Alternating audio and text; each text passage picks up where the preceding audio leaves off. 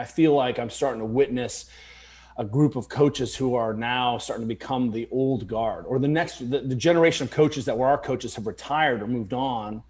And it's up to us. So I feel like, the depth and breadth of coaching right now is really good. We just have to continue to weed out and destroy the bullshit, because it's really bad. The difference in the segment of the market, at least the way I view it, is there were people similar to us who were straight up road warriors, who went on the road, taught hundreds of seminars, dealt with tens of thousands of athletes over not just like a year, but years.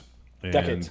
Yeah, I mean, the volume in which we worked with people in person, you cannot replicate that. And I don't care how many Zoom calls you have or how many virtual clients and how much online, like nothing will ever replace those in-person events and being able to go and, I mean, we talked about it years ago. I mean, you show up and you work with 50 and 100 people every single weekend after weekend, year after year.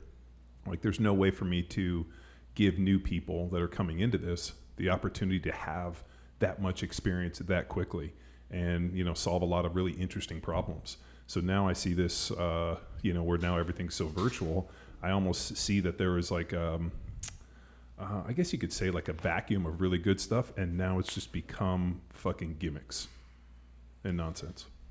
Yeah, I really like that. I sort of, one of my mantras right now is show me your proof. I'm like, oh, you really are the world's most elite physical therapist or the coach, or you have sports in your title. And I'm like, well, who are you working with? You need to show me your bona fides, because what I'm seeing now is a lot of people who certainly, I think it was Rip a long time ago, is like, man, if you just put a good athlete on a bike, they can get stronger. You know what I mean? Right. And you can give them, all the Cybex machines and they become monsters because they're already in, genetic monsters.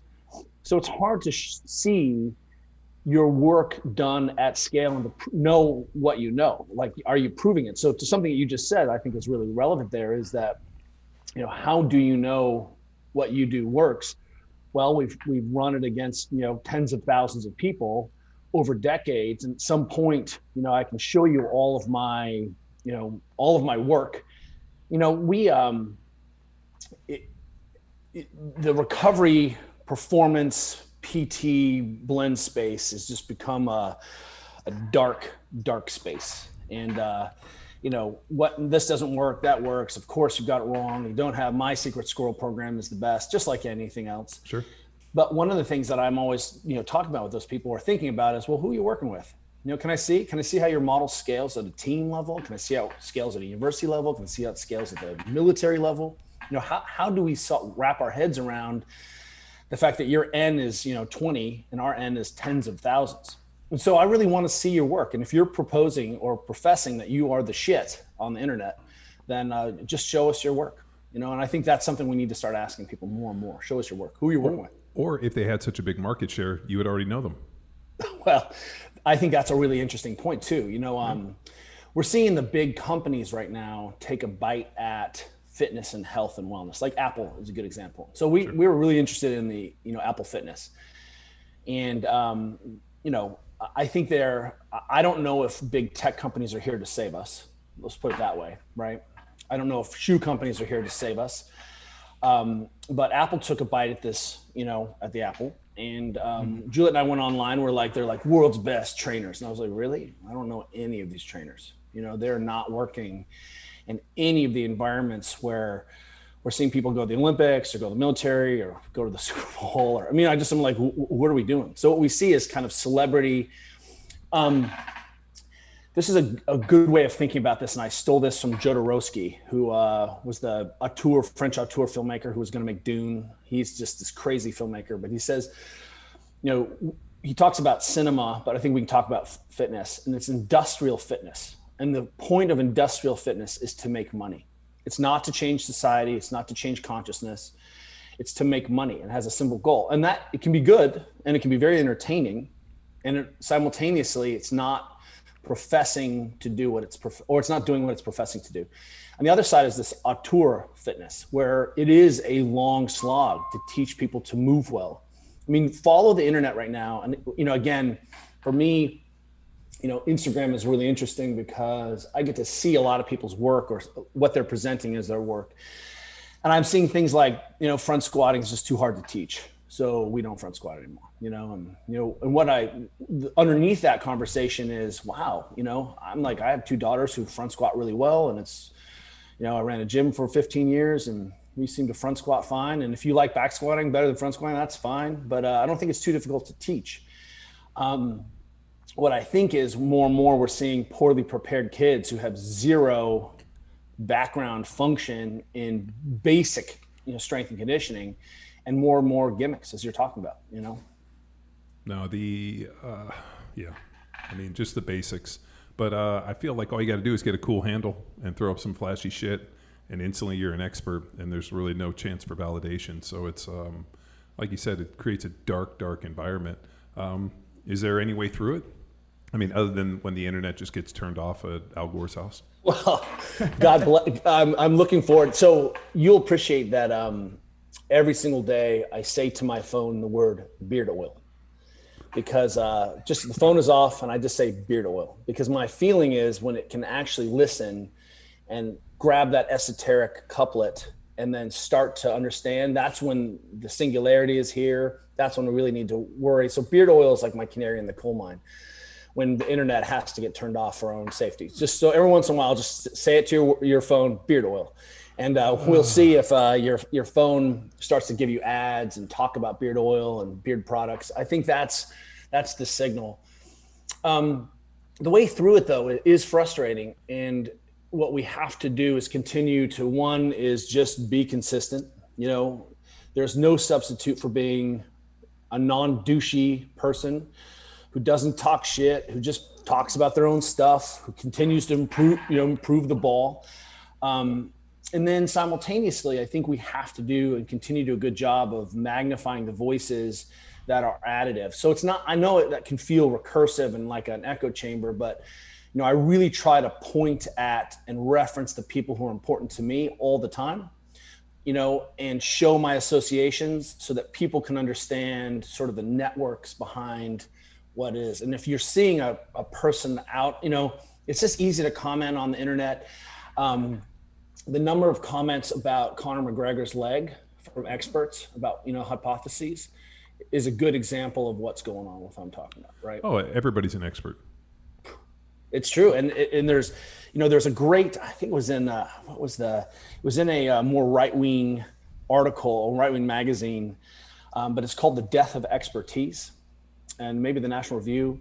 But it's worth looking up this article called The Death of Expertise, because what you're going to see is exactly what we're talking about. You really can't tell.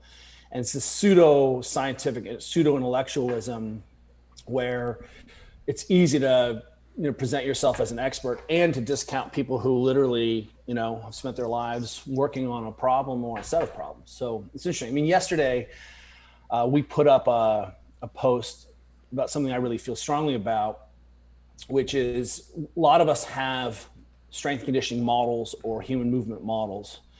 You guys have a really cogent and coherent strength and conditioning model, right? And fostering and developing athleticism. Well, there you go. I mean, right? it's really pretty simple, and if it doesn't play back into the model to develop and foster athleticism, then it doesn't fit within the model, and it allows us to always keep a true north. And when I look at all this stuff, I'm like, great, how does this affect athleticism? How do you understand athleticism? Like, how do you understand human movement? What's the blueprint? All these other pieces. And then it just makes everything really simple, and you never lose sight of it, and you don't get stuck. And when you encounter new things, you bring them in, you try them out, you see how they fit. Like we had Chris Stuff in here in the podcast room. He came and visited, and we were talking about his Kratos, the flywheel deal. And then he went on to talk about the world's greatest physical therapist, Kelly Starrett, loves this thing.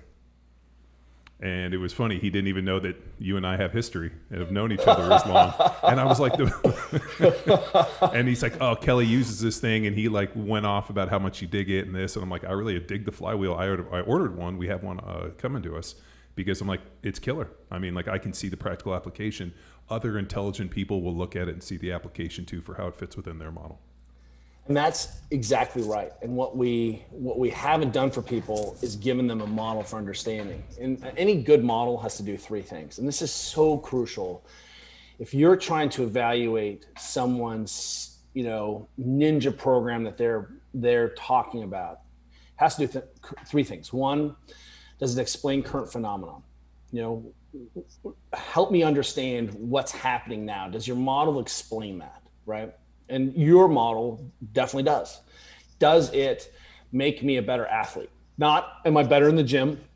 That's cute, but we know that a lot of really the world's best athletes, not really great in the gym.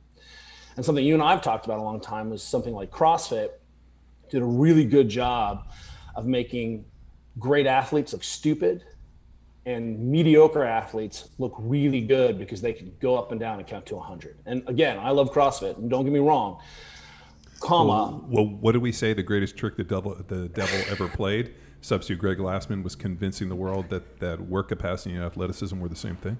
That's right. Well, no. I mean, and if you think, if you're ready to throw CrossFit under the bus, let me introduce you to Peloton, right? Let me introduce you to, anything where we can measure a wattage and you don't actually have to move your body in space or interact with another human being or have hand-eye coordination or be explosive. I mean, it's welcome to the game, right? Well, there's no coordination aspect. Well, I mean, there's no coordination, there's no balance, there's no element. Just like hang on to the bike and pedal while interacting with your imaginary friends in your house. Sounds fucking awful. There was actually a Black Mirror about that, right? Dark Mirror about that episode. Did you guys see that? Where the guy's he's got to pedal away to earn credits to feed himself, and then he pedals to earn credits to feed himself, and it's like a mouse on a wheel. Yeah, and the ads come on, and in order to silence the ads in your life all the time, you have to pay credits that you have earned on the bike. It's a really amusement. So I think we're not far from there for sure.